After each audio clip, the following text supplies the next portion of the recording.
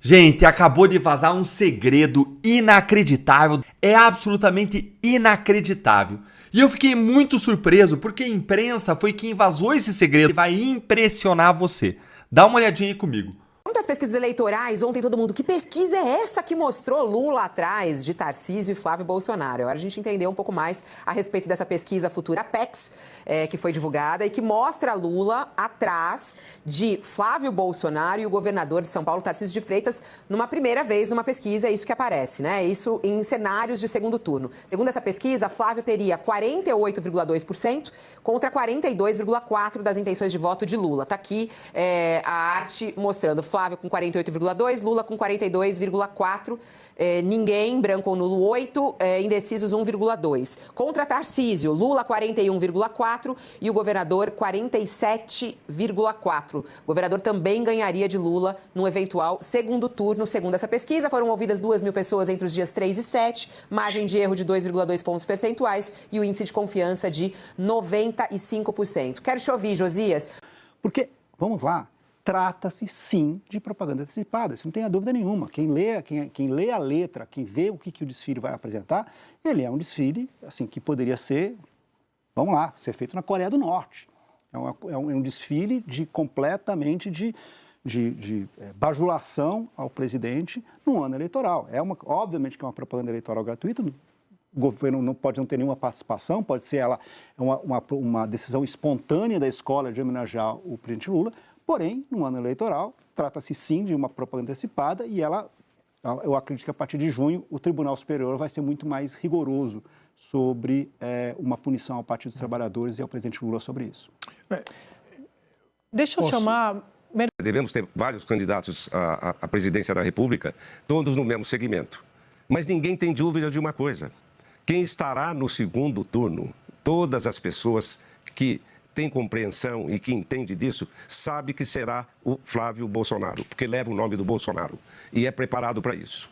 Então, o que nós teremos? O ideal para nós seria nós nos unirmos no primeiro turno para decidirmos a eleição no primeiro turno.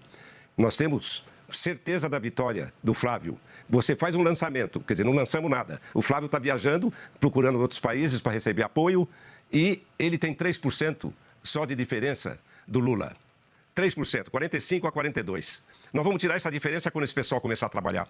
Quando nossos senadores começarem a trabalhar, nossos deputados federais, nossos vereadores e nossos prefeitos, são muitos no Brasil, vão entrar para valer.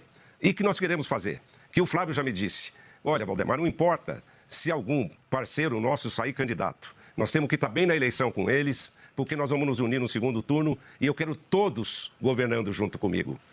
Brasileiros, vocês estão trabalhando hoje, quarta-feira? Pois é, aqui no Senado, ó, os senadores não. Alcolumbre cancelou todas as atividades do Senado depois que ele apareceu no celular do Vorcaro. Exatamente isso, gente. O Senado só vai voltar depois do Carnaval.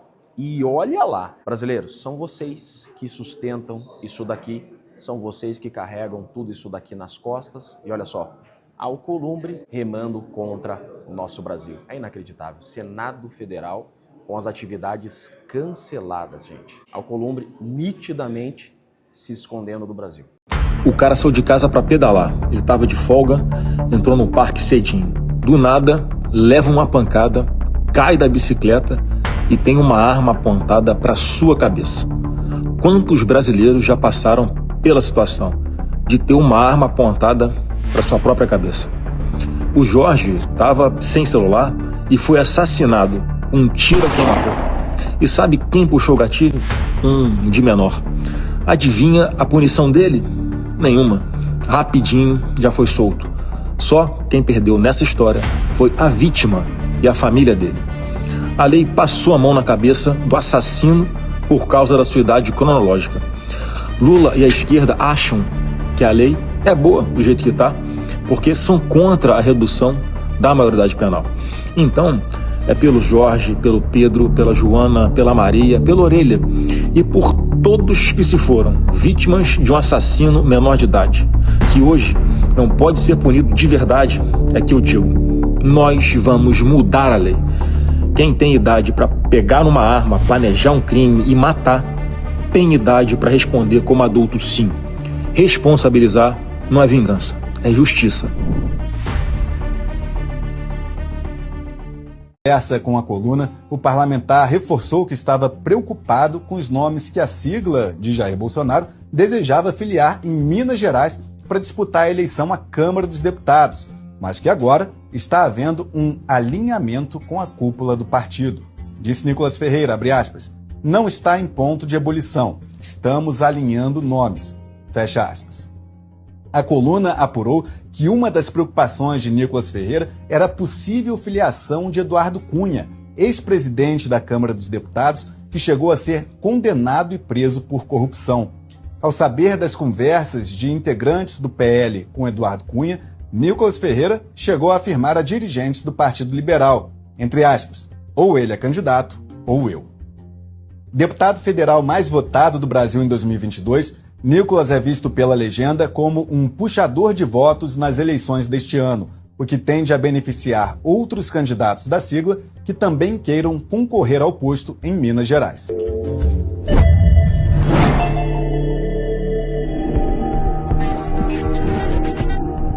Presidente Lula, antes, se inscreve no nosso canal no YouTube, o Metrópolis TV, porque lá você consegue encontrar as íntegras dos programas e também os cortes para você curtir e compartilhar. Vamos continuar falando do presidente Lula com a coluna do Igor Gadelha. O presidente Lula conversou com um filho dele, o Lulinha, sobre o caso do INSS, acompanhado de um advogado.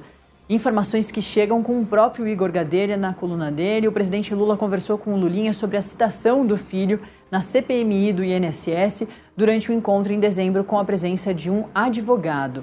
Descendo aqui, a gente tem mais detalhes da coluna do Igor Gadelha, foto do presidente Lula com o Lulinha. O presidente Lula relatou na semana passada ter tido uma conversa com o seu filho, o Fábio Luiz, o Lulinha, após o nome do familiar ser citado na CPMI do INSS, que investiga o esquema de descontos indevidos revelados pelo Metrópolis. Ele falou de forma mais contundente lá na semana passada, naquela entrevista ao portal UOL, que a gente trouxe aqui os detalhes, né? Ele disse o seguinte lá na entrevista, abre aspas, quando saiu o nome do meu filho, eu chamei ele aqui e falo isso com todo mundo. Olhei no olho dele e disse, só você sabe a verdade. Se você tiver alguma coisa, você vai pagar o preço de ter alguma coisa. Se você não tiver, se defenda, porque é assim que eu trato as coisas. Com muita seriedade, fecha aspas. O que o Igor Gadelha traz é o detalhe dessa conversa. O Lula não deu esses detalhes lá na entrevista, mas a coluna do Igor Gadelha apurou que a reunião aconteceu em dezembro, no Palácio da Alvorada, que é a residência oficial do presidente em Brasília, e contou com a presença de um dos advogados que defendem o Lulinha. E atualmente o filho de Lula mora na Espanha, mas segundo auxiliares presidenciais, estava no Brasil de férias. Ele só voltou para a Europa no início de janeiro.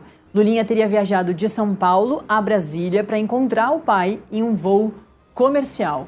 Na conversa com o presidente, Lulinha negou qualquer irregularidade e, segundo relatos, ele teria lembrado ao pai que, no ano passado, foi alvo de uma notícia falsa que apontava ser dono de uma Ferrari modelo 458 Spider, toda banhada a ouro. E aqui ele traz ainda mais informações sobre essa conversa do presidente Lula com o Lulinha. Lula, conforme auxiliares do entorno dele, fez questão de relatar a conversa com o filho para parlamentares aliados que integram a CPMI do INSS. O petista conversou, por exemplo, com o deputado Paulo Pimenta, do PT do Rio Grande do Sul, integrante da tropa de choque governista na comissão. A gente, inclusive, conversou com o deputado aqui no Acorda Metrópolis lá no ano passado. Procurada pela coluna desde a segunda-feira, agora, dia 9 de fevereiro, para esclarecer mais detalhes dessa conversa de Lula com o filho, a Secretaria da Imprensa da Presidência não respondeu. O espaço segue aberto para eventuais manifestações do Planalto sobre esse assunto. Ainda em dezembro, o presidente da CPMI, o senador Carlos Viana, que também conversou com a gente recentemente aqui no Acorda Metrópolis, do Podemos de Minas Gerais, disse que a comissão queria ouvir Lulinha para esclarecer o depoimento de uma testemunha sobre um suposto lobby a favor do empresário Antônio Camilo Antunes, o tal do careca do INSS. O requerimento de convocação do filho de Lula, contudo, foi rejeitado lá naquela época. À época, a Comissão Parlamentar de Inquérito não havia recebido provas que confirmassem o relato da testemunha e estava em busca de mais informações para aprofundar o caso. E a gente segue, portanto, acompanhando esse caso do Lulinha com o careca do INSS. Eu lembro que também lá na semana passada, quando a gente entrevistou o presidente, o Carlos Viana, a gente perguntou para ele, a partir do que revelou a coluna do Tássio Lohan lá naquele dia, sobre a relação que o careca do INSS, toda vez que ia fazer negócios, principalmente com o negócio dele ali com cannabis, ele mencionava o Lulinha como uma forma ali de parceiro, alguém que estivesse próximo dele. E a gente perguntou justamente para o senador Carlos Viana se Lulinha, portanto, voltaria a ser um dos focos da CPMI do INSS, além de Daniel Vorcaro, do Banco Master, que tem depoimento marcado para o dia 26 de fevereiro, pouco depois do Carnaval. E o senador disse que sim, que Lulinha voltaria a ser, aparecer ali entre os nomes das convocações, e é o que a gente vê acontecendo agora com a volta dos trabalhos da CPMI do INSS. Eu estava pensando aqui o seguinte, diante do fato que o professor lembrou de que o Tribunal Superior Eleitoral foi muito rigoroso com o ex-presidente Bolsonaro e tornou-o inelegível por causa da reunião com os embaixadores, e pelo fato de que o tribunal será dirigido por 2 ministros que foram nomeados pelo Bolsonaro, a situação política fica muito mais grave, né? Muito mais... e realmente é difícil você não fazer a junção do Lula com a escola, porque o presidente da escola é um vereador do PT. A escola foi ao Palácio do Planalto e apresentou ao presidente o enredo. O presidente posou com a bandeira da escola. A primeira-dama vai desfilar na escola. É muito difícil você dizer que o governo não tem nada a ver com isso. O fato de ser dinheiro público é amenizado porque todos receberam o mesmo dinheiro. Mas quem usou o dinheiro público numa propaganda antecipada foi essa escola, não foram as outras. E tem uma até que vai fazer do Amapá. O Amapá deu 10 milhões para a escola a Mangueira, eu acho. É a Mangueira. Isso. E vai fazer, ganhou 10 milhões.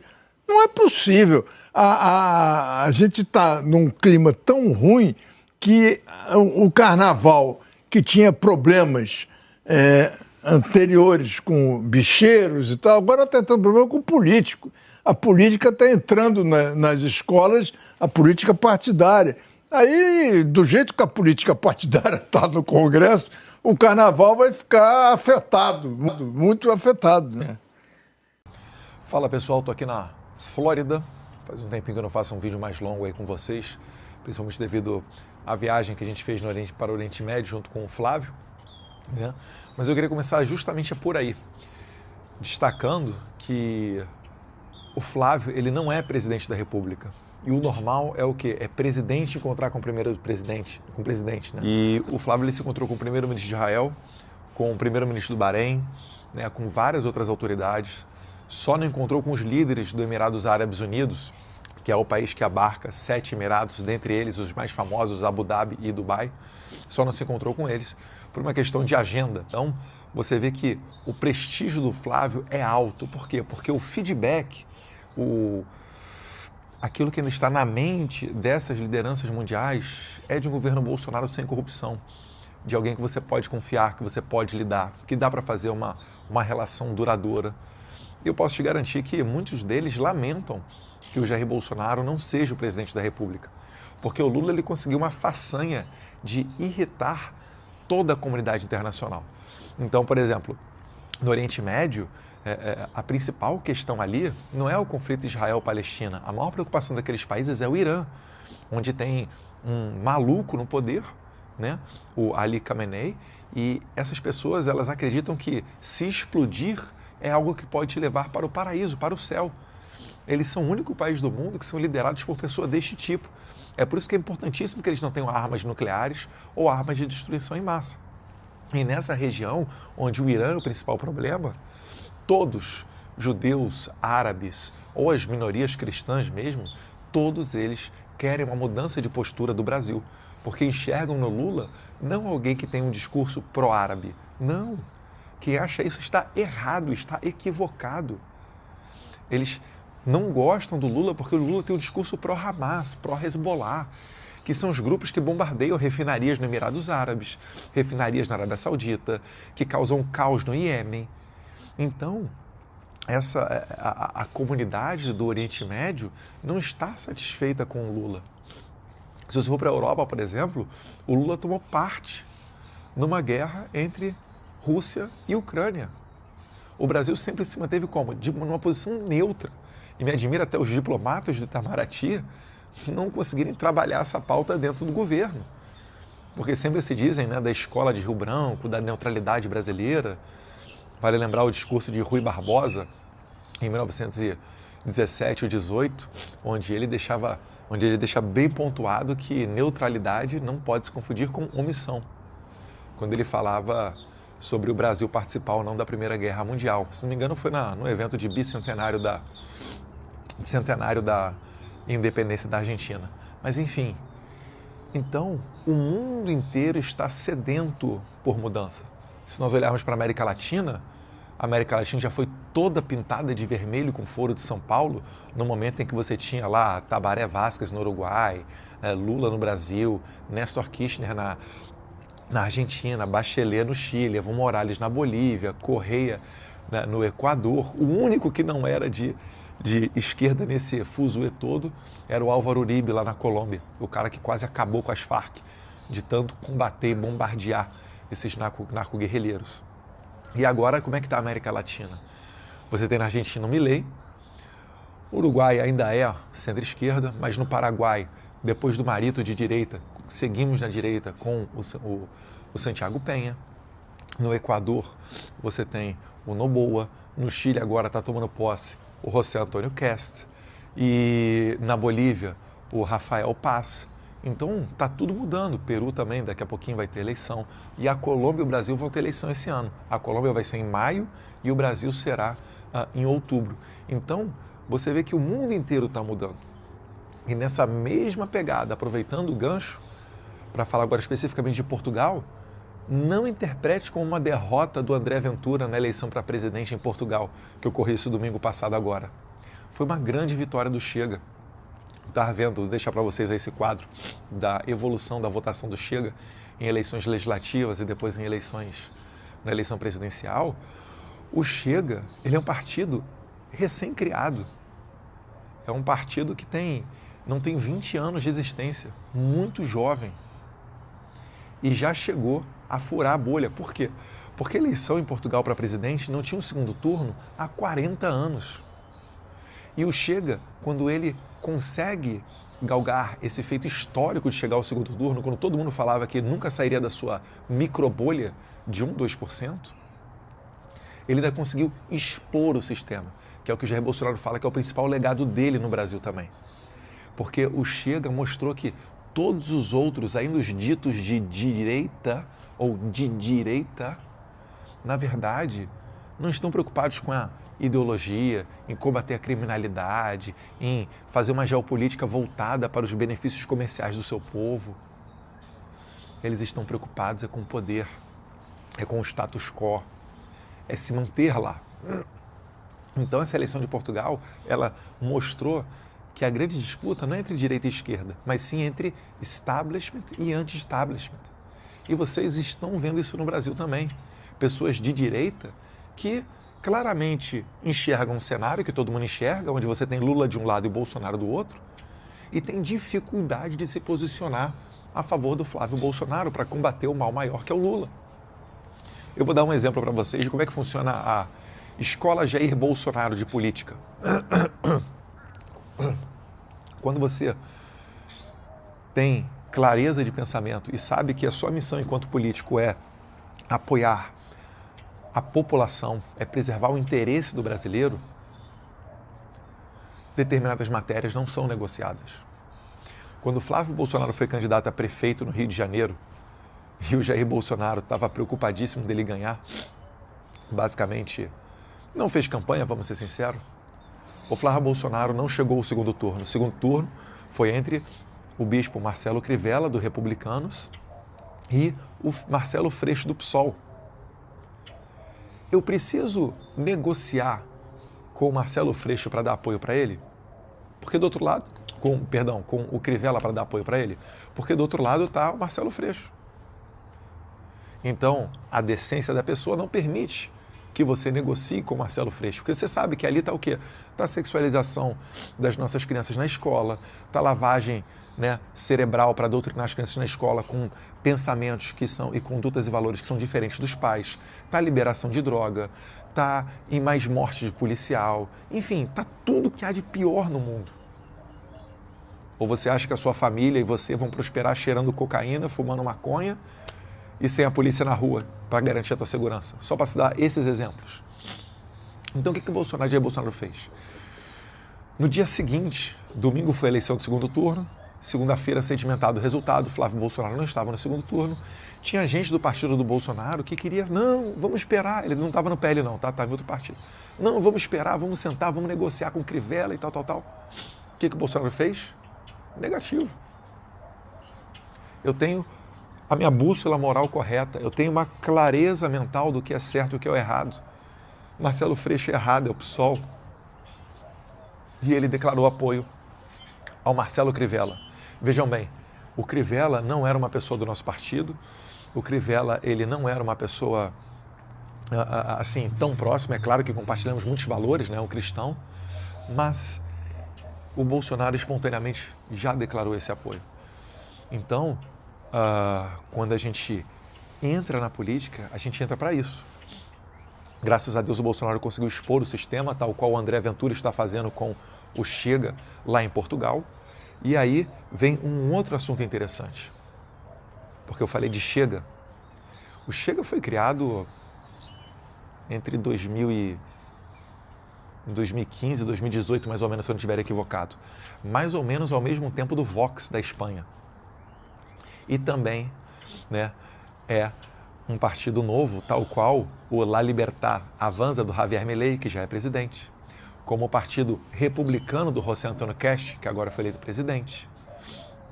E também tem o pessoal na Inglaterra, dos reformistas do Reino Unido, que o Nigel Farage criou esse partido depois do Brexit. Deus quiser, será primeiro-ministro do Reino Unido. Então é importantíssimo que você tenha um partido, né? Esses atores que eu falei, eles acabaram criando o seu próprio partido, mas isso mostra como é que o mundo está mudando, né? O Partido Liberal, o PL, tem que estar atento nessa guinada mundial para não se deixar levar por aquela... Eu não vou nem chamar de velha política porque é pejorativo, mas para se orientar e se modernizar no campo das ideias partidárias, porque senão vai ficar para trás. Eu acho que o PL tem dado, né, avanços nesse sentido e tem um longo campo a percorrer ainda, né? O presidente Valdemar, o Jair Bolsonaro, né, em conversas, eles alinharam, falaram, tem que ser o partido conservador, tem que ter a cara do conservadorismo. E como dizia o professor Olavo, né, a política ela é feita de pessoas, não é só ideias. Então você tem que ter a personificação daquilo na conduta dos seus políticos. Bem, mas enfim, fazendo esse vídeo aqui para deixar no YouTube, pedindo para você já curtir, deixar aquele joinha, seguir também, se inscrever. É importante que você se inscreva no YouTube, porque é o momento que a gente tem para ter esse bate-papo mais franco, mais longo. Eu normalmente até falo, né, são das pessoas mais interessadas em política que estão aqui. Por isso eu estou fazendo esse vídeo logo aqui de manhãzinha cedinho, aproveitando que as crianças ainda não acordaram. E é isso daí, pessoal. Por vezes consigo ler os comentários, então se você deixar um comentário, né, não consigo ler todos, graças a Deus são muitos, mas uma boa parte deles eu consigo ler. No Instagram e no X eu sou Bolsonaro SP, também temos Facebook, TikTok, mas o que? Getter, Truth Social. Deus quiser, em breve Rumble, mas é isso daí. Então deixar essa apanhada para vocês, finalizando, dizendo que o Flávio está indo muito bem na França também, está falando, a gente tem muita informação da França só do Macron, né? Mas tem direita na França também, a Marion Maréchal, o Bardella, a Marine Le Pen, dentre outras pessoas também que estão focadas nesse movimento político que está mudando essa visão cristã, que está sendo uma reação a uma invasão desordenada de radical islâmica lá na Europa, né?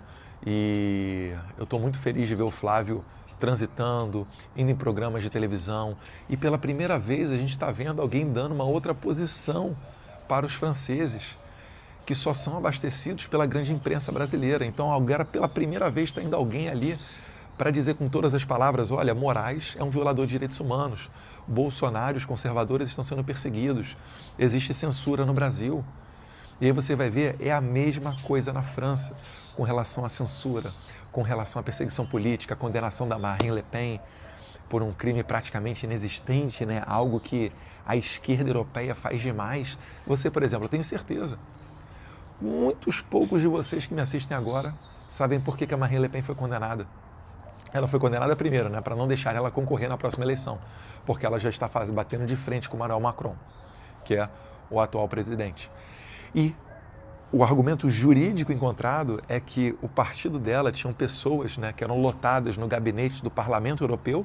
O Parlamento Europeu ele é sediado em Bruxelas, na Bélgica. São mais de 700 parlamentares de todos os países da União Europeia. Mas disseram que esses funcionários estavam trabalhando na França, no país de origem. E por isso ela foi condenada, vejam só. Dá para acreditar nisso? Agora, essa prática, você nunca viu ninguém da esquerda sequer ser investigada por conta disso. Mas os europeus falam que é algo muito comum. Enfim, é aquele tipo de coisa, né? Você até passar perto de baleia com jet ski e vir investigação, isso daí até é um bom sinal, né? Um bom sinal de que não tem corrupção. Você realmente está falando da visita. Ó, essa visita na França, poxa, uma aliança global, expor candidatura, reforçar, vir com mais peso para o Brasil, ter mais condições de negociar e negociar melhor. Na viagem que fez à França, desde domingo, a Flávio Bolsonaro tem se encontrado com lideranças políticas, empresários e jornalistas extrema-direita, não, conservadores. Dói ser honesto? Dói ser honesto? Extrema-direita na Globo. Aqui, conservadores. Uma tentativa de reforçar uma aliança global e convencer o mercado financeiro e descrentes na direita brasileira de que sua candidatura à presidência da República é viável e influente, dizem aliados. E uma curiosidade dessa matéria, o jornalista que a escreve, o Guilherme Caetano, era da Globo. Deve ser por isso, né? Foi honesto. Foi honesto, né? Jornal conservador. Foi honesto. Não tem espaço para honestidade na Globo. No roteiro de 3 dias, há encontros com lideranças políticas como Éric Zemmour, a nova cara da direita francesa, Marion Maréchal, neta de Jean-Marie Le Pen e sobrinha da Marine Le Pen, e ela é presidente do RN, né, que é o partido do Reagrupamento Nacional, e François Xavier Bellamy, vice-presidente do partido Os Republicanos, que, se não me engano, é o partido do Sarkozy. Zemmour é considerado um político ainda mais à direita que a Le Pen. Isso que é bom. Eu gosto assim. Na eleição presidencial de 2022, quando concorreu pelo partido Reconquista, ganhou holofotes e apoiadores ao atacar o multiculturalismo, o feminismo e o Islã. Ele chegou a ser condenado a multa de 10 mil euros por incitar o ódio contra imigrantes. Já Marechal integra a mais tradicional família de direita do país. Não é extrema de direita. Direita. Os Bolsonaros da França. Da Le Pen, né? Enfim, sua tia Marine chegou ao segundo turno nas 2 últimas eleições presidenciais, sendo derrotada pelo atual presidente Emmanuel Macron em ambas as vezes. Marechal é deputada no Parlamento Europeu pelo partido eurocético SR, que são os conservadores e reformistas. Os eurocéticos é aqueles que não botam muito fé na União Europeia, né? Estão contra toda essa agenda globalista. A agenda de Flávio também incluiu encontros com Thierry Mariani, ex-ministro e eurodeputado pelo Reagrupamento Nacional de Le Pen, e Sarah Knaf, correligionária de Zemmour, aficionada por criptomoedas e fã de Elon Musk, e foi uma das poucas políticas francesas convidadas para a posse de Trump na Casa Branca. Flávio está tentando evitar que aconteça o que aconteceu em 2002 contra Bolsonaro. Além de conseguir força e chegar mais forte para negociar, garantir, né, que não vai ter nenhum tipo de ingerência externa, aquela atuaçãozinha safadinha da CIA, né, para ajudar o Lula em 2022. O roteiro, aí tá cito Arthur, né? Feito pelo empresário Arthur Machado. Salve Arthur, tamo junto. Entrevistou o Flávio, né? Comigo lá na França. Tamo junto. Parece, estamos no Estadão. Eu acho que faltou só colocar uma coisa, né? Guilherme Amado, se você estivesse nessa matéria, se algum dia você voltar a me citar no Estadão, coloca o seguinte, ó. Junto com o comunicador Kim Paim, vírgula, o homem que sempre denuncia que a família Mesquita, dona do Estadão, são golpistas e participam de golpes de Estado desde o Império. Me cite dessa forma do Estadão. Me respeite. Eu espero ser citado dessa forma. Assim como a viagem ao Oriente Médio e giro pela França, vice-ser Flávio numa rede internacional de direita, mais uma vez, assim como Eduardo começou a fazer em 2018. Um aliado do senador diz, sob reserva, que ele está construindo uma aliança global que vai estar de olho nas eleições do Brasil, numa contraposição à baixa importância dada por Bolsonaro à política externa durante seu governo. O senador diz ter conversado sobre segurança pública, agenda woke e ativismo judicial com a eurodeputada. As investigações sobre a tentativa de golpe de Estado, que culminaram nas condenações na prisão de seu pai, o ex-presidente Jair Bolsonaro, são um dos assuntos mais presentes nas conversas com os franceses, segundo aliados relataram a Estadão. A visão de Flávio sobre o Brasil também foi exposta em público. Em entrevista ao canal de TV CNews, Flávio chamou o ministro do Supremo, Dom Pedro III, de, aspas, um grande violador de direitos humanos e afirmou que o Brasil não vive uma democracia plena. Será que algum outro pré-candidato à presidência tem coragem de mandar uma dessa? Falar que o cara é um grande violador de direitos humanos?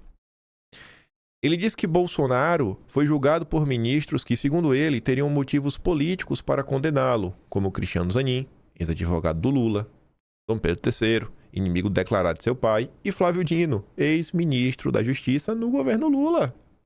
Aspas, o presidente Bolsonaro foi condenado por seus próprios inimigos. Ele foi alvo de uma grande farsa montada ao longo dos anos para tirá-lo da competição e perseguir pessoas de direita. A CNews é propriedade do bilionário Vicente Balloré, magnata da mídia conservadora francesa. Isso aqui vocês sabiam, né? Contei para vocês ontem. E com quem Flávio também teve um encontro comemorado por aliados como demonstração de força. Além de Balloré, teve encontros com Jean Bernadette, do grupo NGE, Benjamin David, do Exxon, e Steve Gentili, do grupo BPCE. E um encontro de relacionamento com empresários no clube, não sei como se pronuncia, estiveram no roteiro. Só nome de peso. E esses nomes aí, pode ter certeza, a galerinha do mercado financeiro conhece. Mas pode ter certeza que conhece. Outro aliado que acompanha de perto a viagem afirma que o Flávio está preocupado em consolidar o seu nome no Brasil ao focar nas alianças internacionais, uma vez que há alas dentro da direita que defendem alternativas, como Tarcísio ou Michele, travam uma guerra interna para desidratar a sua pré-candidatura até abril. A leitura é que uma foto com Marechal, Bolloré, uma das maiores fortunas da França, esse cara é riquíssimo mesmo, e outros empresários franceses passam a mensagem para o mercado e a classe política de brasileiros, que o senador não está sozinho e não só tem um Trump de aliado. Há a previsão de que Flávio volte à Europa nos próximos meses para visitas a países como Polônia, Hungria, Portugal e Bélgica. Ele também planeja estar na posse do presidente eleito do Chile, o Castro, em março. Essa matéria tem algum elogio ao Flávio? Zero, nenhum. Ainda trata assim, Bolsonaro, as investigações que culminaram, golpe de blá blá blá. Vocês conseguem ver a diferença, gente? Vocês já imaginaram? Bota aí, desde sempre, desde os anos 90, quando o Enéas aparece e tratava o Enéas como um louco. Mas desde lá, a imprensa fizesse só isso daqui. Cara, vamos só reportar as coisas, sem tentar desumanizar as pessoas da direita. É cristalino, pô, a diferença. Meu Deus do céu. Aí, na madrugada, essa foi a melhor. A melhor, sabe? Flávio está enchendo o meu coração de esperanças. E isso é perigoso, né? Porque eu não quero me frustrar. Não quero me empolgar demais. Mas estou me empolgando, viu? Essa nota só não é melhor porque o Paulo Capelli resolveu ele mesmo interpretar uma parte. Mas se você olhar o que o Flávio falou, você fala, cara, 10/10. 11/10. Flávio quer ministro da Fazenda que dê subsídio a 2 setores. Essa matéria não vale a pena ser lida apenas, à luz do dia dela mesma. No sentido assim, cara, vê só o que está no texto. Olha essa matéria em relação ao que vem acontecendo nas últimas semanas. Quantas e quantas notinhas safadas, inclusive saiu uma no Igor Gadelha do Metrópolis, os nomes que Flávio já está pensando aí para colocar como ministro da Fazenda, que eram notas dos lobistas do mercado tentando emplacar a gente do BTG, em especial o Mansueto. A gente até fala do Mansueto hoje. Eu acho que por esse critério aqui, o Mansueto não é o nome para isso. Para candidato à presidência, o senador Flávio Bolsonaro afirma que pretende escolher para o Ministério da Fazenda um nome comprometido com o ajuste das contas públicas e com a agenda de incentivo a 2 setores, infraestrutura e energia, por meio de subsídios e parcerias estratégicas. O Flávio teve a coragem de falar em público o termo subsídio. Ou seja, que o Estado-nação poderá ajudar um determinado setor. É perigoso, viu? Ainda foi uma parceria estratégica. O que ele disse? Em conversa com a coluna, aí aqui é a interpretação do Capelli. Flávio Bolsonaro disse que o perfil desejado é alguém que combine visão liberal com responsabilidade fiscal e capacidade de indução do desenvolvimento econômico. Isso aqui foi o que o Capelli escreveu. O que é que o Flávio realmente disse? Flávio quer alguém que compreenda a importância de enxugar despesas, equilibrar a dívida pública que o Brasil tem, sim, a trajetória da dívida é importantíssima, que está em nível estratosférico, sem esse papinho bocó de, não, austeridade fiscal, não, cara, a gente tem que realmente, enxugar despesas, ver o que dá e controlar a dívida. Dívida, isso tem que olhar, controle da dívida. Tá falando do nominal, não tá falando do primário, controle da dívida. A partir de 2027 não teremos nem dinheiro para despesas básicas. Vou buscar alguém que tenha visão de mercado competitivo, mais concorrência. Aí a Faria Lima fica se tremendo, né, de ódio. Aí o Flávio mexeu no vespeiro. O Flávio não é da turma dos oligopólios. O Flávio não é da turma dos campeões nacionais. Ele quer concorrência. Mas que compreenda que o Estado precisa impulsionar alguns setores que estão deficitários, como infraestrutura e energia. Flávio ousou romper com o consenso liberal e enxerga no Estado-nação, sabe, um organismo que sim, que tem um papel na economia. Rapaz. O senador afirmou defender o mercado aberto e ampliação da concorrência. Não é livre mercado, é mercado aberto. Ou seja, concorrência, né? Assim, é mercado aberto, concorrência. Cara, tem que ter concorrência, a gente tem que abrir para mais pessoas poderem competir. Livre mercado é um negócio completamente diferente entre nações. Mas ponderou que o poder público deve atuar de forma ativa em áreas consideradas estratégicas. Ixi, aí os liberais ficam malucos. Já vão chamar o Flávio de estatista. O Brasil precisa de alguém que compreenda que há setores defasados e que são possíveis parcerias público-privadas, não apenas do setor privado. Acabou aquele papo bobo de não, quem vai resolver o setor privado? Cara, não, às vezes é uma parceria, vamos trabalhar juntos, vamos tentar ter o melhor de ambos os setores. Não apenas o setor privado, algo parecido com o que fez Didi Vence. Ele fez dessa forma. A direita brasileira finalmente vai abandonar o liberalismo e vai começar a olhar, cara, vamos botar aqui o pé no chão, vamos agir de forma um pouco mais racional. Eu gosto dessa linha, viu? Estou feliz. O Estado não são só recursos privados para alavancar. Há setores em que o recurso privado vem depois do Estado fazer algum aporte e assumir riscos antes do setor privado. Isso é muito real em termos de infraestrutura, de energia como um todo. Flávio Bolsonaro disse que até o momento ainda não sondou nenhum nome para anunciar como seu potencial ministro da Fazenda. Não estou preocupado com nomes agora. Para dar um cala-boca em todo mundo que estava especulando nos últimos dias. Essa turma que está especulando, gente, eles não querem te apresentar nomes que são bons. É lobby. É lobby. Fuja do lobby safado. Fuja do lobby safado. Sério, eu nunca pensei que esse dia chegaria, viu?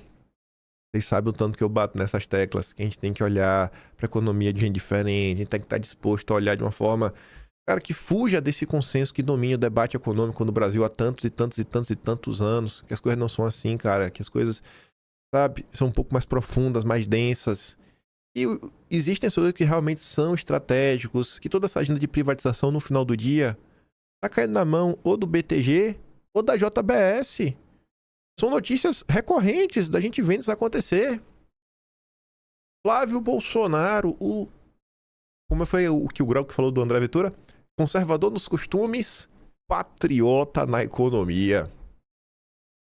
Falando de quem tinha esta visão de mundo, o grande Enéas. Infelizmente, o Enéas não tá vivo, né? Pra ver que sua luta não foi pro saco.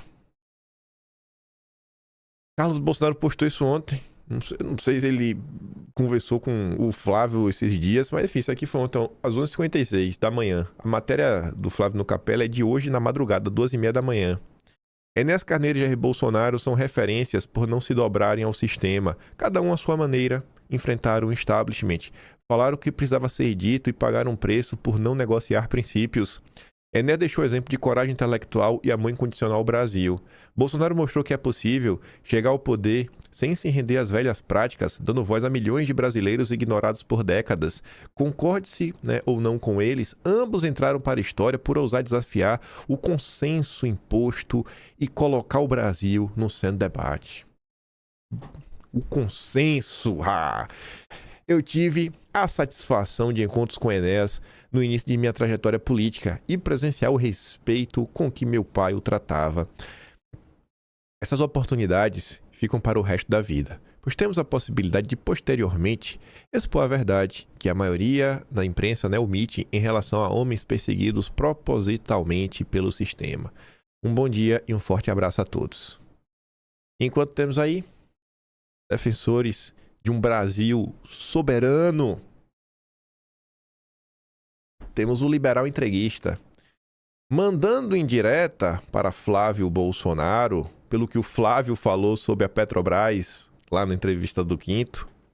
A Petrobras deveria ser privatizada. Se setor estratégico não é sinônimo de estatal no comando, não existe uma Petro USA nos Estados Unidos, privatize já. Será que o irmão dele que mandou ele fazer essa postagem? Será que a XP tem algum interesse em comprar a Petrobras? O que está por trás de um comentário bobo como esse? Aí o Vinícius Gonçalves deu no meio. Trump impediu a venda da US Steel justamente por ser estratégica. Me diga quem que vai comprar a Petrobras? André Esteves? Joesley? Fundo Árabe? A China? Quer dizer, serve para todo mundo, menos para o Brasil. Então os americanos e o Banco Master eram o que? Eram públicos? Ah não, eram empresas privadas.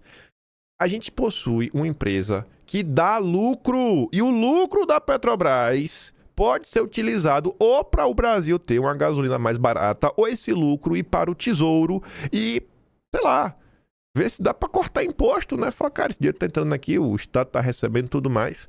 Eu não espero que o Flávio saia do poder, a direita saia do poder nunca mais. A gente tem que trabalhar com o cenário, cara, a gente vai realmente tomar o poder sem nenhuma vergonha. A gente vai chegar lá e fazer o melhor trabalho possível para entregar o melhor resultado possível para a população. E a população vai entender o que está acontecendo, vai fazer igual El Salvador, vai nos dar depois 75% da bancada da Câmara e do Senado. A gente tem que trabalhar para isso. E o cara quer entregar. O cara quer entregar a Petrobras, bicho. Não é possível, véi. Aí, notícias, né, dos últimos dias. Até para a gente falar da esquerda e dos liberais. Enquanto o mundo inteiro avança por caminhos mais nacionalistas, preocupados com desenvolvimento e soberania, o Brasil de Lula e do PT segue na direção oposta. A defesa da soberania deles é só discurso, usada quando convém para proteger um judiciário autoritário que os favorece. Agora o PT tem apoio dos liberais. Enquanto isso, Reino Unido força a empresa chinesa a vender fabricante de chips. E o Estado está interferindo na economia. O Estado está interferindo na economia para chutar os chineses de lá. Está aqui no subtítulo, o governo britânico invocou a Lei de Segurança Nacional para desfazer o negócio firmado em 2021. Aí você corta para o Brasil, né? Votorantim negocia a venda de empresa de alumínio para estatal chinesa. Aqui, inclusive, é um print do meu vídeo, né? Você vê... Eu pergunto, né? Custa os sites da Globo, gente, isso daqui é automático. Eu criei um código para isso ficar automático, mas eu criei um código, esse cara não consegue Fala a verdade. Olha, você lê uma notícia que começa assim, ó. Logo centralizado, tudo bonitinho. Aí tu vê um monte de bola feia, meio... Não, feio, velho, feio. Aqui, ó. Votorantim negocia a venda de empresa de alumínio para a estatal chinesa. Chinês se torna um dos maiores produtores de alumínio do Brasil. A Europa chutando a China, os Estados Unidos chutando a China. E no Brasil, a China está sendo dono do país. Privatize-se. Né? Vamos privatizar tudo, a Petrobras, para os chineses. Taxa das blusinhas tem arrecadação recorde em 2025. 5 bilhões de reais. Vocês aí tiveram que pagar pro Lula, né? O marceneiro do Metrópolis fala assim, ó. Acho que poucas vezes o brasileiro teve uma aula prática tão clara de como o governo consome seu poder de compra através de impostos, como nesse caso aqui. Aí vem um cara de esquerda. Isso foi uma taxa para proteger a indústria brasileira. Seu Trump faz o mesmo. Fale sobre os arquivos lá do Epstein, Samuel. Bom, é para proteger a indústria? O Lula fez para proteger a indústria? E mesmo assim não adiantou, né?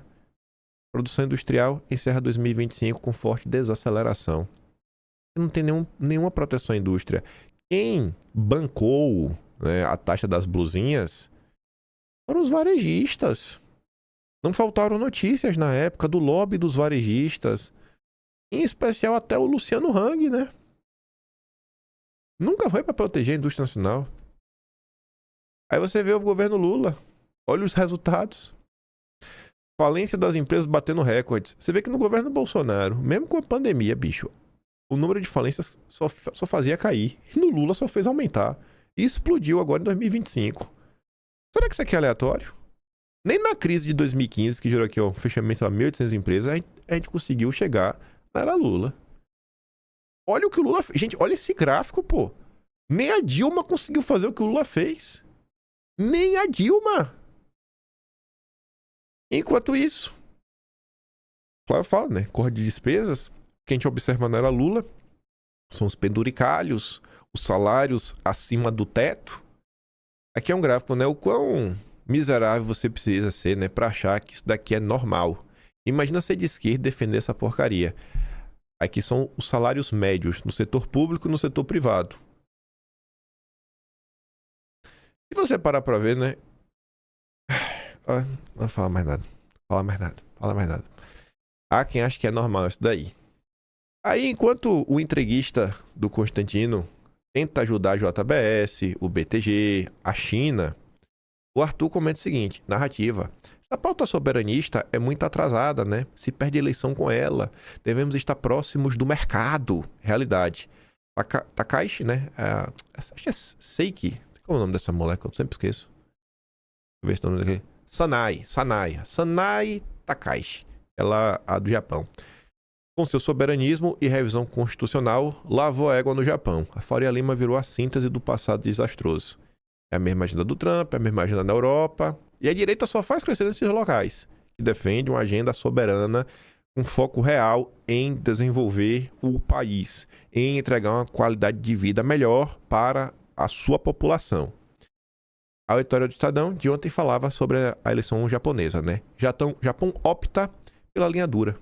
A vitória esmagadora da conservadora Sanai Takaishi nas urnas não apenas restaurou a hegemonia histórica do Partido Liberal Democrata, instaurou uma nova lógica no centro do poder japonês. A escolha do eleitorado foi mais afetiva que programática, mais pessoal que partidária, numa rara conjunção de autoridade, carisma e oportunidade.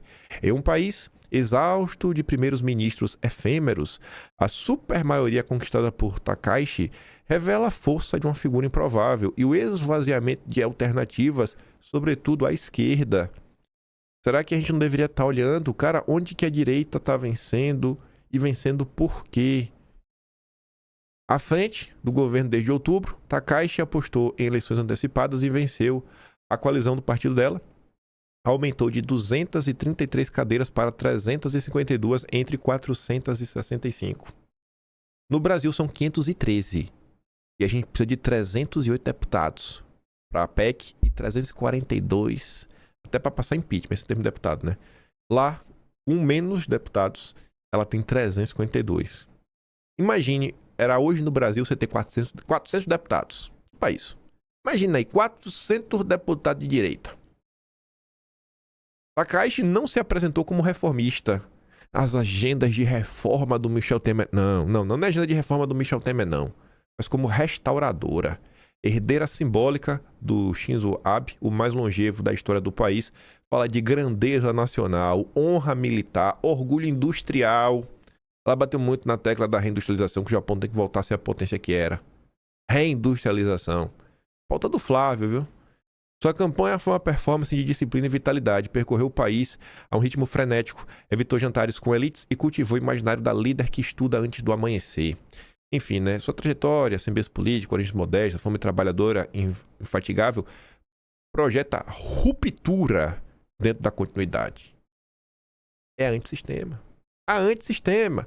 Pró-industrialização, né? E quer romper com todos esses consensos. Não vai, velho. O novo pacote de estímulo às desonerações do consumo, né? O tesouraço do Flávio e os assentos industriais agradam ao eleitorado porque é emprego, mas aumentam o custo da dívida. Aí lá vem a preocupação do Estadão, né? O salto da Bolsa de Tóquio, aí você não entende, mas a Bolsa não deu um salto. O entusiasmo do varejo com o efeito Takaichi e o retorno de capital estrangeiro ao mercado japonês refletem mais confiança inicial do que convicção estrutural. Não, olha, tá tudo indo bem, a bolsa tá subindo, o investimento tá voltando, o povo tá feliz, mas não dá para confiar ainda, viu? Temos que ficar com o pé atrás. A estratégia industrial proposta com foco em semicondutores, defesa e inteligência artificial depende de execução e seletividade. Já a promessa de revisar a Constituição pacifista, ainda que popular entre conservadores, enfrentará resistência jurídica e social. Tá aí, velho, e tá disposta a isso, e essa agenda que vai enfrentar resistência, ela deixou isso claro na campanha. Eu não consigo compreender como é que vai ter tanta resistência fazendo a bancada de 352 dentre 465.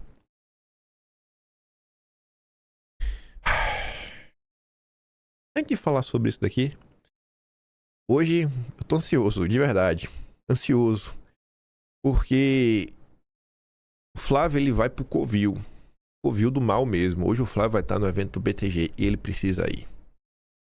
Um lugar com energia tão maléfica, desejando o seu mal, que todo mundo lá odeia ele, todo mundo queria o Tarcísio. E o Flávio vai lá, por uma espécie de, não passar uma sabatina, mas o que o Flávio vai falar vai ser importante, né? O mercado vai prestar muita atenção no que o Flávio vai falar hoje no evento do BTG. Assim, de coração, velho, eu espero que o Flávio consiga, porque ele não pode falar qualquer coisa, ele não pode ir para o embate, ele tem que conseguir falar de uma forma que o mercado entenda, sabe? E olha só, as coisas mudaram, mas vão mudar para melhor. Todo mundo vai ganhar, pô. Nós estamos trabalhando para todo mundo ganhar. Esse Brasil que só vocês ganham, tá ruim. Vocês também vão ganhar. Mas o pobre também vai ganhar. O trabalhador também vai ganhar. Eu não sei como é que o Flávio vai se portar, vai falar. Mas eu tô ansioso, sabe? Ansioso. Fiquei hypado por conta daquela matéria do Metrópolis. O Flávio fala isso pro Metrópolis. Não sei o que é que o Flávio vai abordar hoje, mas eu quero muito ver. Muito ver. Como o Flávio vai conseguir equilibrar, né? O ódio da Farinha Lima contra o Brasil, né? Que só pensa em si mesma, com os interesses da nação, num discurso que todo mundo saia feliz. Mas do jeito que o Flávio é, aquele molejo dele, eu acho que vai dar certo. Mas tô ansioso, viu? Tô desde manhã pensando, como é que vai ser amanhã, velho. Que Deus abençoe o Flávio, meu Deus, Flávio, Deus te abençoe. Que você tenha muita sabedoria no dia de hoje. Mas volta pra cá. Falo pra vocês, né, que a gente precisa de um plano. Nós precisamos de um projeto de país. E, enfim, a gente sempre bate na tecla isso lá no Quinto Elemento. E os meninos do Quinto, após muita reflexão, muita discussão interna, eles fizeram um mini documentozinho que ficou assim, meio que entre a gente. Aí eu falei, pô, leva essa aqui em vídeo, viu? Os caras falaram, não, beleza. E, obviamente que isso daqui, né, também ganhou alguns aprofundamentos. Eu até mostro pra vocês. Por exemplo, aqui mesmo, tá falando de desglobalização. Oportunidade, o novo Brasil e desglobalização. Isso daqui seria um negócio bem simplório entre nós, que tem algumas frases de efeito que a gente poderia até usar e que eu acho que a população entende. Mas eu até mandei lá no Telegram, mostro aqui pra vocês. Anteontem, lá no Telegram, eu mandei isso daqui, ó. Desglobalização e o fim do modelo baseado em consumo. Porque o próximo ciclo do Brasil depende de investimento produtivo. Então é pegar um pouco daquela ideia e dar uma certa aprofundada. Assim também como a gente mandou lá no Telegram, né? Infraestrutura, energia e estado funcional. O tripé que decide se o capital vai ou fica. Como tudo trabalha de forma interconectada. Infraestrutura, energia e o estado. O estado aí na figura da segurança jurídica, sabe? A regulamentação mínima para realmente o cara vir e falar, cara, dá para ir, eu sei quais são as regras são claras e são regras justas. Energia e infraestrutura, pensa em logística. Tu precisa ter rodovia, tu precisa ter combustível, né, para rodar aí caminhão e tudo mais. Se você tem uma boa logística, assim, uma boa rede de rodovias, vamos pegar só o caminhão, que todo mundo conhece caminhão, que todo mundo já andou de carro na vida, e você tem, pô, gasolina, diesel a baixo custo, bicho, você consegue movimentar as coisas, né, de uma forma muito melhor, e isso impacta em toda a cadeia. De todos os produtos, tudo tem o custo de transporte embutido. E em muitas coisas, o custo de transporte, né, é em cascata. Realmente coisa que passa em vários processos. O cara, sei lá, produz uma coisa, pensa o seguinte, sei lá,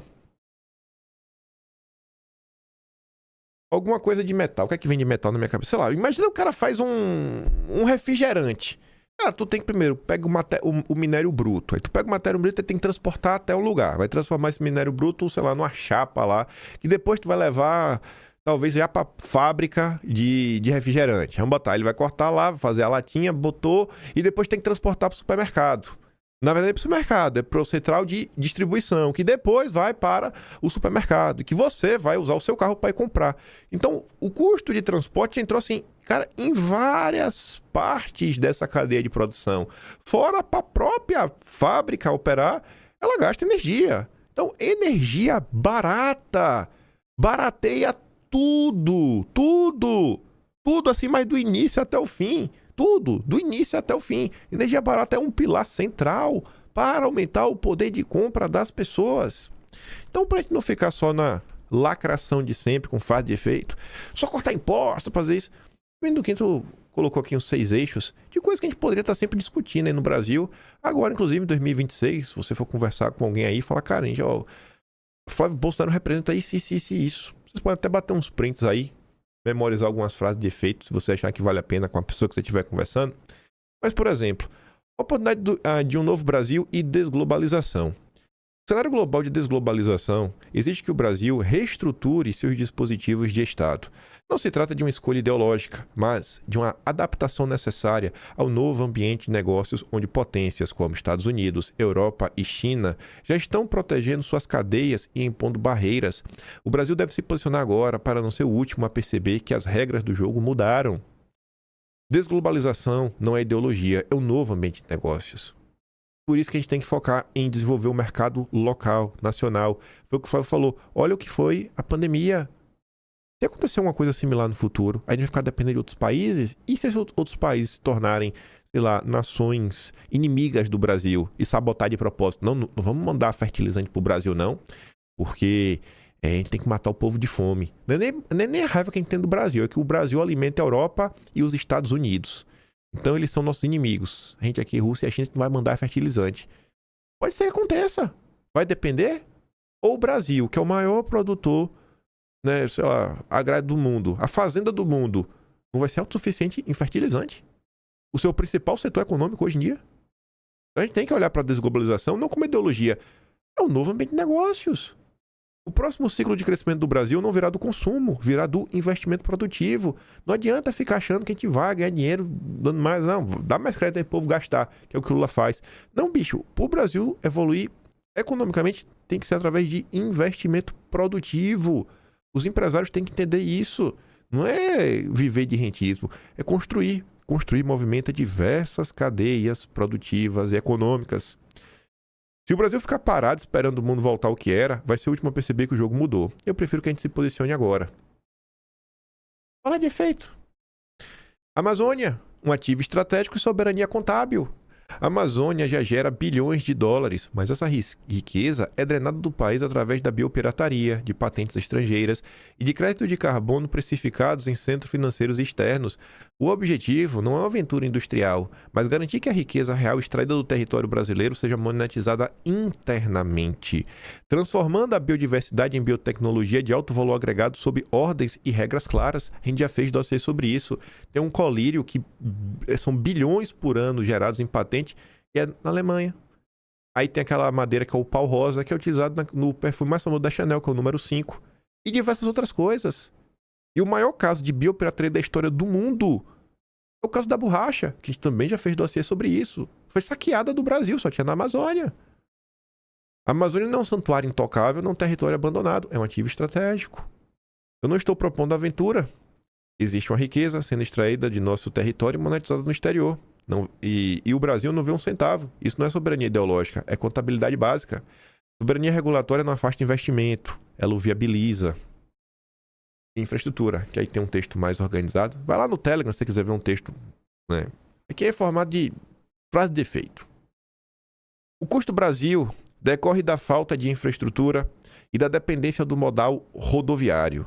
O Brasil, inspirado em grandes potências, o Brasil deve focar nas malhas ferroviárias e hidroviária. Possuímos o terceiro maior potencial de rios navegáveis do mundo para integrar seus centros econômicos. Esse setor é o principal multiplicador de capital, gerando retorno direto ao investidor e indireto à sociedade. Toda a grande potência se unificou primeiro pela infraestrutura. Vocês já devem ter ouvido falar na conquista do Oeste. E o processo de conquista do Oeste nos Estados Unidos foi o país crescendo com o desenvolvimento das trilhas férreas, né? As ferrovias, crescendo em direção à marcha para o Oeste. Integração nacional. Infraestrutura não é gasto público, é multiplicador de capital. O Brasil precisa de choque de investimento privado e crédito voltado ao setor produtivo. Não é crédito para comprar blusinha. Cara, tem que ter crédito para gerar emprego, levantar, sabe, indústria, fábrica, empresa, fazenda, produzir. Segurança alimentar. O agronegócio, nosso maior ativo, não pode ficar vulnerável à dependência externa de insumos e máquinas. A proposta é aplicar a lógica de portfólio ao país, diversificar as fontes de insumos para garantir que o motor da economia brasileira não pare diante de crises externas. É exemplo dos fertilizantes. Incentivar a produção nacional é uma estratégia de redução de risco e fortalecimento do fluxo de caixa interno. Só que fábricas de fertilizantes demandam altas quantias de energia. E faz sentido, né? Quando você come, você já pegou uma coisa para comer, tá lá, quilocalorias, né? Quilocaloria é a unidade de energia da física. E você pensa, né? Uma planta para crescer, você tem que dar energia para ela. Você dá, né? Água, sol, terra, os nutrientes. E o fertilizante, né? É uma injeção de energia. Então tem até uma lógica se você parar para pensar, né? Por que se gasta tanta energia em fábricas de fertilizante?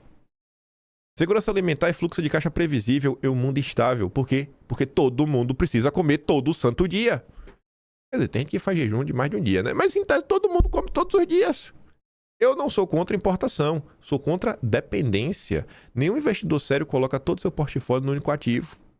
Quem financia o agro, financia a estabilidade global. Para defeito. Nossos políticos podiam usar nas suas palestras, andanças. Energia, o sangue da indústria. Para garantir competitividade e atrair multinacionais, o Brasil precisa de energia barata. A estratégia foca na desoneração agressiva e na eliminação de encargos e tributos que punem o setor produtivo. O custo da energia deve ser tratado como uma condição primária para o investimento e não como uma ferramenta de arrecadação burocrática. Energia cara é imposto invisível sobre toda a economia. Essa frase é boa, fala aí. Energia barata não é privilégio, é condição para investir. País competitivo começa pelo custo da energia, não pelo discurso. E o outro sexto eixo, que é o Estado. Nem Estado mínimo, nem Estado máximo. Necessário. Focando em queimar a gordura do Estado para o Estado ter musculatura aparente. Gostou da analogia, né? Eu gostei dessa analogia que os meninos fizeram. Musculatura contra gordura. A defesa é para um Estado que funcione. Não é Estado máximo, é o necessário e que funcione. Um Estado mínimo na burocracia e máximo na ordem. Tem polícia, né? Bandido não se cria. A gordura estatal e a insegurança jurídica afugentam o investidor e favorecem apenas o crime e o parasita burocrático. A musculatura é a capacidade do Estado de garantir a segurança e a previsibilidade necessária para que o mercado opere com tranquilidade e gere riqueza. O Estado mínimo na burocracia é máximo na ordem. O mercado sério não teme Estado forte, teme Estado errático. Eu não preciso nem dar exemplo, né, do Lula. O que eu proponho não é o Estado escolher vencedores, os campeões nacionais. É o Estado parar de quebrar perdedores, parar de fabricar perdedores, falências, né? Como é o governo Lula. Assim, são discussões que a gente poderia se aprofundar. É que a gente deveria estar se aprofundando, né? Trazer esses assuntos para o nosso debate. Mas no final do dia, né? O que é que se discute nesse país? O que é que se discute nesse país? Perspectivas de macroeconomia. O economista-chefe do BTG, o Mansueto, que os lobistas e oportunistas tentam enfiar a goela abaixo na campanha do Flávio. Já começou o processo de captação, né, de cooptação, já disse para vocês. Mansueto on fire. Nos últimos 8 anos, pegando o governo anterior, o gasto real do governo cresceu 9% ao ano. Se olhar os últimos 4 anos, o crescimento foi só um pouco pior, 20% ao ano. Os caras só estão preocupados com isso, tá? Mas e aí, velho? Vai resolver como? Fazendo o quê? Aí as falas que ganham destaque na imprensa. Mansueto defende fórmula Temer para ajuste fiscal no próximo governo. Agora vocês entendem porque eu tava ali falando do Japão, né? Ela não é reformista, não são as reformas do Temer. Você sabia que eu falei isso aqui? Vocês entendem? Vocês entendem quem são as pessoas que querem tutelar o Flávio Bolsonaro e seu governo? Mansueto alerta para quadro fiscal insustentável no governo atual. BTG destaca que sem ajuste via despesas, dívida pública e juros permanecerão elevados. Mansueto afirma que controle de gastos é caminho para retomar credibilidade fiscal. Aí, tu corta pro chefe do Mansueto, pra tu ver como o discurso não para de pé. O lucro recorde. Dedé não tem motivo para reclamar. Tapete vermelho pro Haddad deveria ser item fixo na renda da Faria Lima. Esteves, a sensação de muito maior equilíbrio após gestão Haddad. André Esteves está falando que o Brasil, hoje, com Lula, é mais equilibrado que o governo Bolsonaro.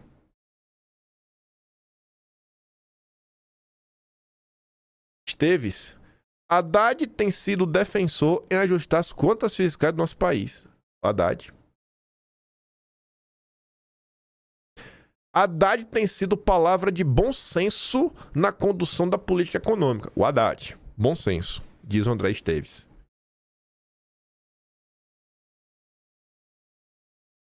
Precisa ou não de uma ruptura? Precisa ou não de uma ruptura? Rapaz, não dá, velho. Não dá pra viver no país que isso daqui é normal. E se você já acha isso aqui absurdo... Stuberger do Fundo Verde. Esse acelera. Ave como esse acelera. Esse fez uma campanha doida pelo Lula em 2022. Ele é do Fundo Verde, né? Gestor da SPX, que é o... Como é o nome? É o Rogério Xavier, que também é outro aceleradíssimo. Verde e JGP não esperam ruptura no mercado se Lula for reeleito. Não, tá de boa. Não, realmente não tem não ruptura, né? Lula é o mercado. Lula é a agenda de vocês. Ruptura, a única chance é se o Flávio se eleger. Só. Stuberger afirma que o mercado pode dar benefício da dúvida ao novo governo Lula. Lula foi presidente 8 anos, enfiou a Dilma, foi impeachmentada, voltou, já tá 4 anos destruindo o Brasil e o cara ainda vai dar o benefício da dúvida. Isso aqui é síndrome de Estocolmo, ou o cara realmente... Bom, imagine o que eu poderia falar e tomar um processo. É isso que tá passando na minha cabeça diante dessa fala. Uma coisa curiosa no evento do BTG, nunca pensei que eu ia concordar com a Haddad. Na verdade, eu concordei com a Haddad alguma outra vez, que eu não tô lembrado agora. Mas concordei demais com isso daqui, né? O Haddad admitiu a força do mito Jair Messias Bolsonaro. É muito curioso do ponto de vista político eleitoral, porque é uma transferência de voto quase que independente do candidato. É assim que eu vejo o fenômeno. É coisa rara na política. Em geral, transferência de voto existe. Mas dessa maneira, é uma coisa muito única, que eu não tenho lembrança de precedente no Brasil e poucas de precedente fora. Uma transferência praticamente automática, né? Em relação a quem ele escolher. Tanto é que você viu que, a partir do momento que se firmou a candidatura do Flávio, ele foi angariando apoio equivalente ao de qualquer outro possível candidato do campo bolsonarista. Então, eu não vejo como... Eu vejo como indistinto, porque para o eleitor do Bolsonaro, aparentemente, tanto faz quem vai representar o Bolsonaro. É assim que eu vejo, inclusive nas conversas. Ministro, não só ele, é quem ele escolher, entendeu? Pois é, Haddad. Difícil de ver, né? A força de Bolsonaro por aí. Respeite o mito. Tô vendo aqui agora. Aí, meu coletinho tá sujo, velho. Isso daqui foi de quando eu fiz minha carne naquele dia no vídeo. Que eu falei, tô falando ali a carne. Eu bati na churrasqueira. Ficou sujo, velho. Tô vendo agora só. Tem que botar pra lavar agora. Dá pra botar na máquina, né? Espero que sim.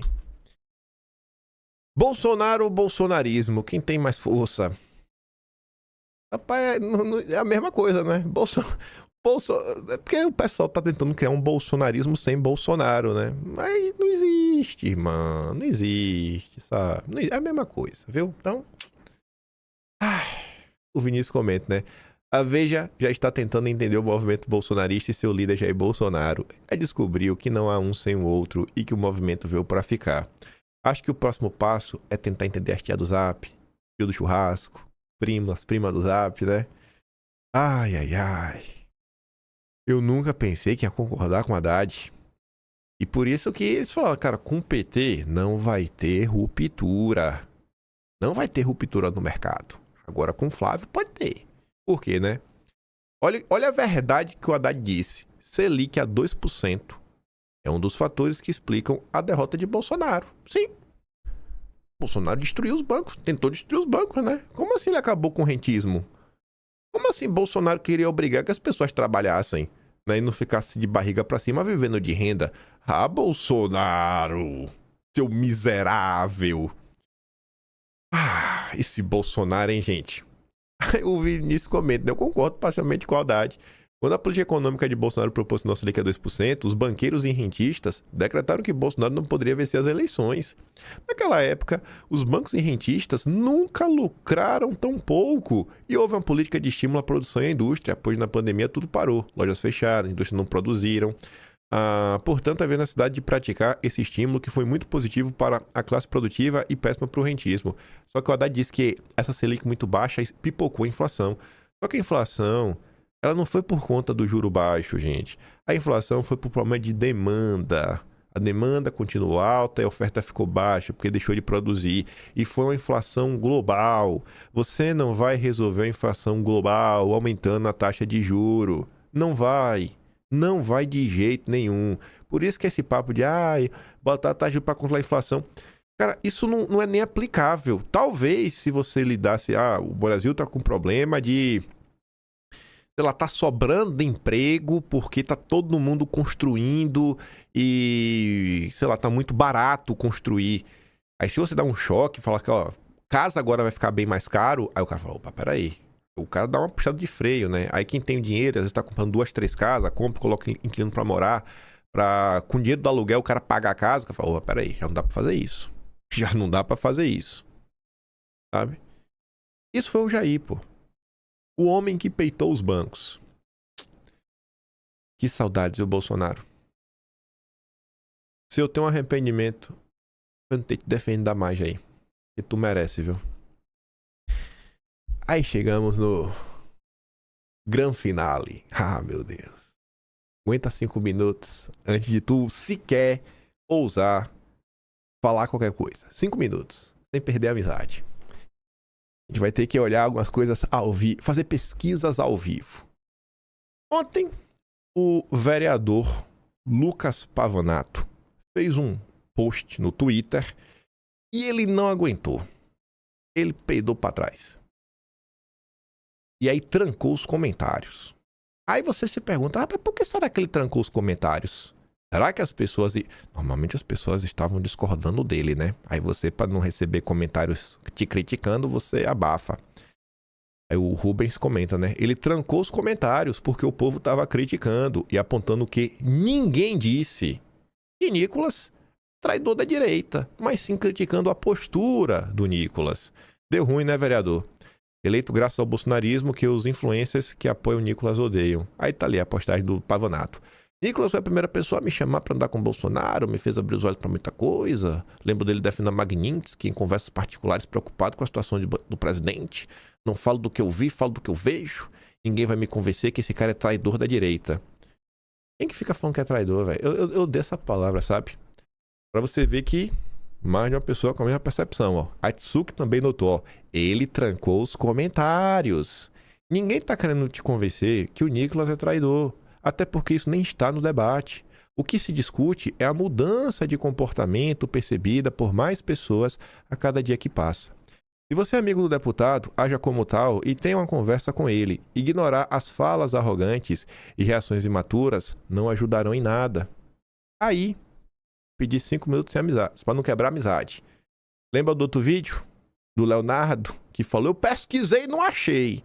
Aí eu tive que pesquisar também. Pois bem, não tinha o maldito ali do Vinícius? Ah, Vinícius! Por que tu foi falar isso, Vinícius? Aí eu fui pesquisar, né? O Vinícius respondeu o Gil Diniz, porque o Gil Diniz foi pra cima do Pavanato. E agora, hein, gente? Gil Diniz, aliado histórico de Bolsonaro, está dividindo a direita. Ah, Gil Diniz. Quer me conquistar, né? Aí o Gil responde, ó, eu não acho que o Nicolas é um traidor, mas você não tem moral pra dar sermão em ninguém. Até pouco tempo atrás, você humilhava idoso em manifestações pró-Bolsonaro e dizia que Bolsonaro só pensava na família dele.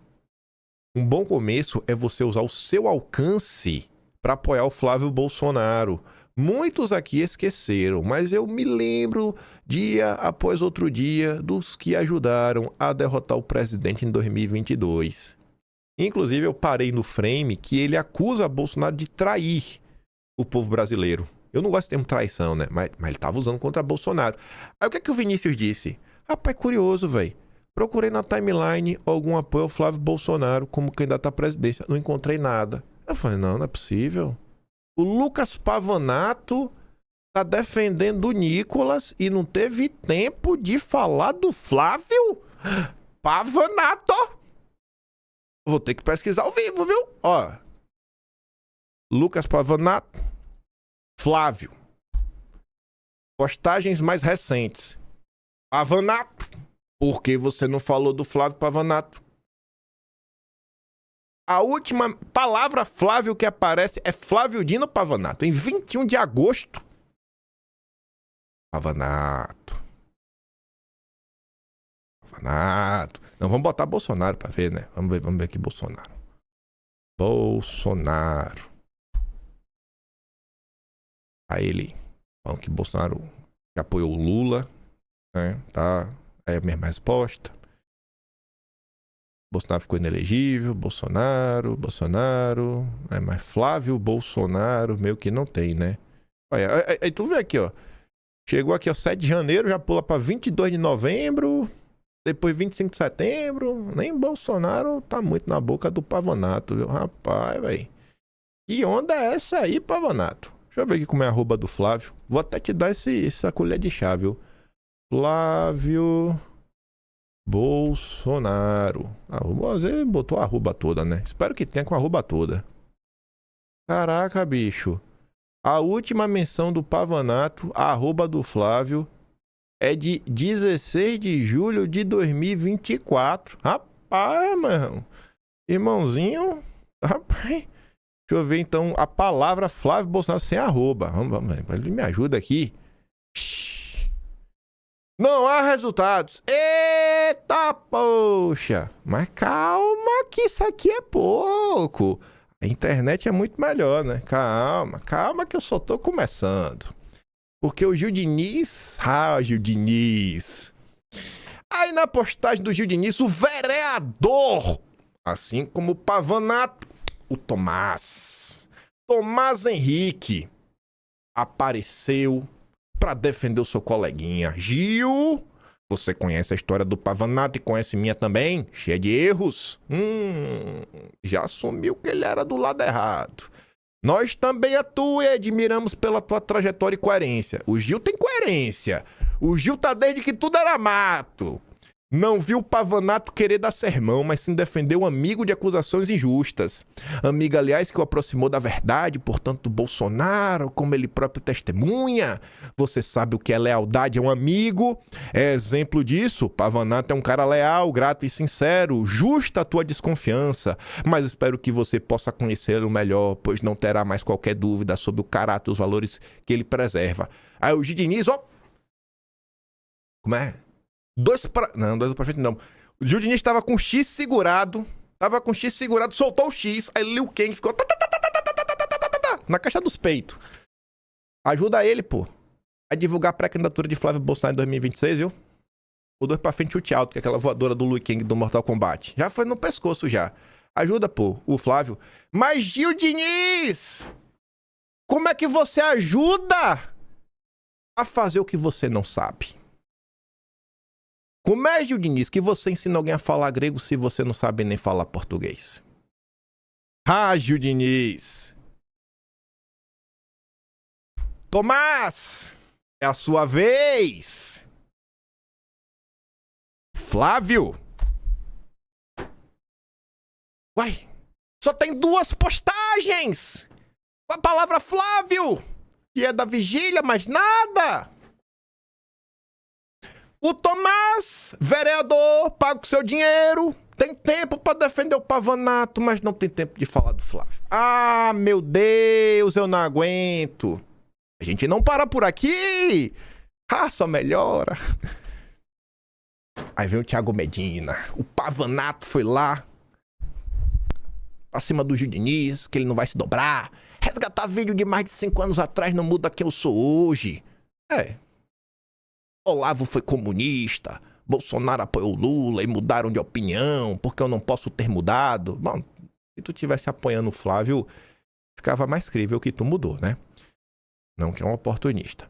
Não foi sermão, só um depoimento pessoal, fazendo justiça para um amigo. Se for resgatar o vídeo, que mais tem vídeo de aliado xingando o Bolsonaro, não farei isso porque é coisa de MBLista.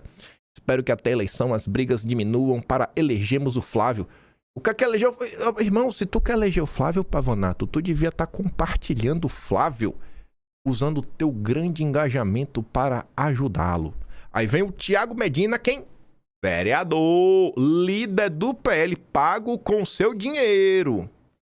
Perfeito, irmão. É a sua vez. É a sua vez, Thiaguinho. Thiago Medina. Será que é surfista também? Vamos pesquisar. O Flávio. Eita, poxa. Flávio Dino vai quebrar o Brasil. Não, vamos botar em ordem, né? Vamos ver em ordem. 1º de setembro. Eita, a última vez que falou Flávio foi 1º de setembro, cara. Então vamos fazer vamos dar a colher de chá da Bolsonaro. Vamos botar arroba pra ver, né? Pra facilitar. Ih, rapaz, só tem uma resposta ao Flávio Bolsonaro, né? Vamos dar uma colher... Essa aqui não é nem colher de chá, porque essa aqui eu acho que o resultado vai aparecer aquele nome feio, né? Não há resultado para Flávio Bolsonaro. Mas não para por aqui, amigos, porque temos a grande Eduarda Campopiano, vereadora, a mais jovem e mais votada de Praia Grande, e ela vai me acusar de dividir a direita. Eu estava lá com vocês na filiação do Holiday em 2023 e vi o Bolsonaro extremamente feliz por vocês estarem finalmente com a gente. Prefiro celebrar quem admite o erro e vem pro lado certo. Você é gigante, Pavanato. É a sua vez, viu? É a sua vez. É a sua vez, Eduarda. Nem a palavra Flávio, irmão. Nem pra falar do Flávio Dino, amiga. Deixa eu ver até escrever certo, né? Vou até escrever de novo aqui. Peraí, pô, vai que eu escrevi errado, ó. Flávio. Só pra ter certeza aqui. Não é possível, eu escrevi errado. Ó. Ué, mas 2023? 2023? E a única coisa que parece essa belíssima foto do Cariani. Extremamente vascularizado e com abdômen em dias. Usando suco, né? Como sempre. Rapaz, eu não aguento. Vamos dar a colher de chá da @Bolsonaro. Ei, rapaz, nada. Vamos testar o nome completo. Vocês enxergam o padrão que eu enxergo? E os nossos grandes vereadores do PL que se elegeram graças a Bolsonaro, eles têm tempo para defender uns aos outros, todos são jovens, todos fazem parte do PL Jovem, todos estão na coleirinha do Nicolas, mas não tem tempo de falar do Flávio. E quem denuncia isso está dividindo a direita. Quem cobra que os políticos eleitos graças a Bolsonaro ajudem na campanha do Flávio está dividindo a direita. E será atacado, né? Eu já estou esperando que todos me ataquem. Mas eu não sou político, eu não estou atrás de votos. E, sei lá, velho. Tanto feio pra mim, sabe? Eu tô aqui, né? Se o povo ficar com raiva de mim, o que eu posso fazer? Acho que eu tenho por obrigação de mostrar o que se passa, né? Coisas que as pessoas não percebem. E quase para acabar, o Paulo AP respondia o Pavonato, né? Pegar um vídeo de 5 anos atrás é fácil. Aí o Paulo AP falava o seguinte, ó irmão, se for resgatar vídeo que mais tem vídeo de aliado xingando o Bolsonaro. Aí o Paulo AP fala, de aliado de ocasião tem um monte mesmo, mas do Gil você nunca vai achar. E quem é o Paulo AP? E o que foi que aconteceu? Porque eu coloquei esse print do Paulo AP. Porque o Paulo AP foi bloqueado, cara. Bloqueado, ele falou, pô, foi só comentar isso e o Pavonato me deu um bloco, beleza. Eu sou nada, mas curioso, não tem um post sequer dele apoiando o Flávio. Aí eu falei, cara, será que esse menino sabe da tua trajetória, Paulo? E quem você trabalhou, ajudou todos esses anos? Pra mim ele acabou de passar um recibo a te bloquear, tô de cara com isso. Aí ele fala, não deve saber, mas até melhor do que se fingisse educação só pra saber isso. O curioso é que não tem um post sequer citando o Flávio. O Paulo AP, gente, é assessor do Eduardo Bolsonaro desde sempre. É assessor de Eduardo Bolsonaro desde sempre. Tem várias fotos, você deve ter visto ele. É um gordinho, gente boa. Bloqueou o assessor do Eduardo, pô, desde o cara assim que tá. Desde que tudo era mato. Paulo AP tá aí desde que tudo era mato. Trabalhando, entregando resultado lá, dando a mão pro Eduardo. E aí, só pra não perder a prática, né? O Pavonato compartilhou no seu history uns dias atrás essa bela imagem do Stories do Nicolas chegando no podcast do Ferri. Esse rapaz aqui é o dono do Nicolas, ó. Sérgio Santana. Tem uma tia do Zap que até me mandou esses dias uma foto, mas que não tá aqui, que é do Sérgio Santana com o Nicolas lá na Europa. Esse é o rapaz aí que estragou o Nicolas. Esse é o marqueteiro do Nicolas. É o cara que cuida da agenda do dinheiro, das palestras de algumas... de 6 dígitos, né? Esse é o Sérgio Santana. E é isso. Chorem, reclamem. Salve Sérgio Santana, não tenho nenhum apreço por você. Eu coloquei ali, ó. É onde vai, pra cima e pra baixo. É o homem do dinheiro, Sérgio Santana. Organiza os cursos, palestra, livro. É ele, a máquina, os eventos. E aí você... Eu falei outra vez, né? Falando do Santos aí contar por que Eduardo Bolsonaro rompeu sua sociedade com Sérgio Santana. O que aconteceu, né? O que Eduardo Bolsonaro descobriu sobre Sérgio Santana que fez romper a amizade? O que será, né? Será que essas tretas da direita só são birras de internet? Mas não adianta, porque o povo acha que é birra, que é a união da direita, momento de união. É isso mesmo, gente. Ai, meu Deus. É isso, né? Falei o que eu tinha pra falar. Tô feliz. Pensei que eu nem sabia. Eu sabia que ia chegar no parte da treta, na verdade. Mas tá aí, ó. Chorem aí, reclamem, tudo mais. A única coisa que eu quero de vocês, pô, é empenho na candidatura do Flávio. Só isso. Só isso. Eu acho que se o grande ponto aí é trabalhar pela candidatura do Flávio, né? É todo mundo trabalhar. Eu não tô vendo ninguém reclamando do Bilinski, do Mário Frias, do Polon, né? Do Zé Medeiros. Eu não tô vendo ninguém reclamando desse pessoal do Magno Malta. Todo mundo gosta deles, compartilha, porque é um padrão, né? Do mesmo jeito que as pessoas que o povo está reclamando não ajudam o Flávio, as pessoas que o povo gosta estão trabalhando pela campanha do Flávio. Eu não sei o quão difícil de entender é isso. Se você gosta do meu trabalhinho, quiser dar um pouco mais, pode estar no meu do canal, tem um Tony Valeu, tem um Patreon na descrição e tem um Atlas brasileiro, kimpaim.com.br. Se eu achar a foto lá do Sérgio Santana na Europa, porque postou no Stories, uma tia do Zap que tinha me mandado. As tias do Zap são ligeiras, né? Querendo que eu dividisse a direita. Eu falei, calma, tia do Zap. Calma. Nervosa. Eu pedi pra ela, falou, tem como é porque minha mensagem apaga em 7 dias. Aí já passou 7 dias já, né? Quer dizer, eu nem lembro. Não, acho que tá 24 horas no meu WhatsApp. Nossa, desse. Eu bolo lá a mensagem pra se apagar, né? Vai. É que depois dá alguma treta. Eu sei que eu não tô mais com essa mensagem comigo. Mas tá 7 dias, eu nem lembro mais. Enfim. Vejo vocês amanhã. E fiquem com aquele grande beijo, abraço. Tamo juntos. Valeu, meus amigos. Fui!